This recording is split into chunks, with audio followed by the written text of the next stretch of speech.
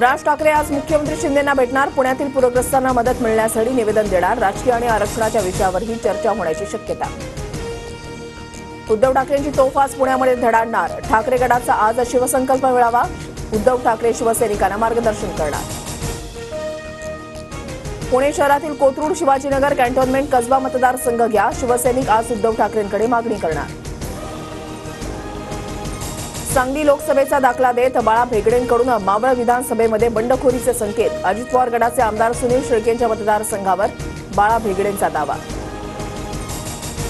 इंदापूरमध्ये अजित पवारांना धक्का. सोनाई उद्योग समूहाचे प्रमुख प्रवीण मानेंचा आज शरद पवार गटामध्ये पक्षप्रवेश.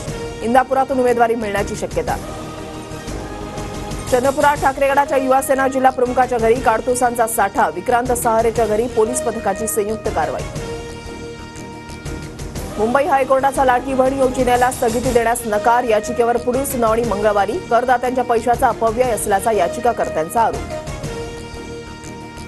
लाडक्या बहिणींना पैसे मिळू नयेत म्हणून कपटी सावत्र भाऊ कोर्टामध्ये गेलेत. विरोधकांकडून योजना बंद पाडण्याचा प्रयत्न. मुख्यमंत्री शिंदेंचा आरोप.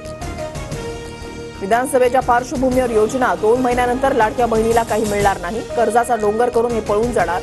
संजय राऊतांची माहिती. सरकारवर टीका. पुढील 5 वर्ष वीज माफी दिली नाही तर पवारांची औलाद सांगणार नाही. वीज माफी हा चुनावी जुमला नाही. आम्ही शब्दाचे पक्के. विरोधकांच्या टीकेला अजितदादांचं उत्तर. माझ्या अध्यक्षपदाच्या चर्चा माध्यमांनीच पसरवल्यात. भाजपचे राष्ट्रीय अध्यक्ष होण्याच्या चर्चांवर देवेंद्र फडणवीसांकडून उत्तर.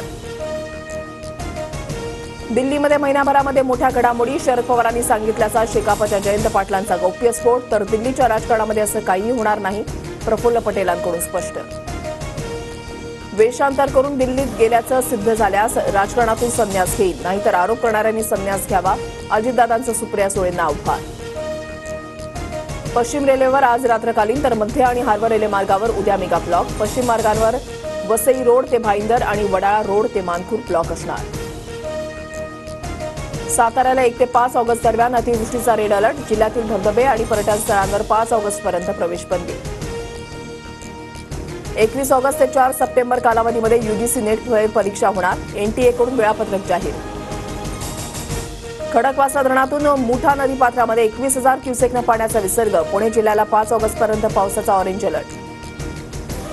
पुणे आणि साताऱ्याच्या घाट परिसरात आज मुसळधार पावसाचा अंदाज. तर विदर्भ, उत्तर मराठवाडा आणि उत्तर महाराष्ट्रातही पावसाचा जोर वाढण्याची शक्यता. वायनाडमधील भूस्खलनग्रस्तांसाठी राहुल गांधींची मोठी घोषणा. नुकसान झालेली 100पेक्षा जास्त घरं काँग्रेस बांधून देणार.